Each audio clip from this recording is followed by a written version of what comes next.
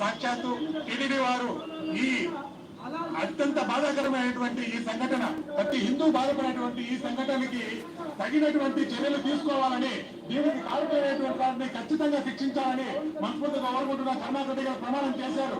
అలాగే మన సీఎం గారు కూడా దీనికి బాధ్యత వహిస్తూ దీన్ని తప్పులు ఎవరు చేశారు అనే దానిపైన ఖచ్చితంగా విచారణ జరిపించి శిక్షించాలని మేము హిందువులుగా, ప్రతి భారతీయుడిగా వేడుకుంటున్నాం. నమో వెంకటేశాయ. హరే కృష్ణ. నమో వెంకటేశాయ. కేవలం స్వామివారి యొక్క ప్రసాదాన్ని బడ్జెట్ తగ్గించడం కోసం, డబ్బుల కోసం కక్కుతుపడి స్వామి ఎంతో భక్తులు ఇస్తున్నటువంటి ఈ విరాళాలు, వాటిల్లో కూడా మీరు లెక్కలేసుకొని స్వామివారి ప్రసాదాన్ని అపవిత్రం చేసి కోట్లాది మంది ప్రపంచవ్యాప్తంగా ఉన్నటువంటి స్వామివారి భక్తుల్ని, హిందూ యొక్క మనోభావాల్ని దారుణంగా చేశారు. ఎంతో బాధాకరం. ఎందుకంటే ఈ నిరసన అనేది కేవలం పొగ మాత్రమే. ముందు ముందు ఈ అగ్ని వాళ్ళకి అందరూ మాట్లాడతారు. హరే కృష్ణ.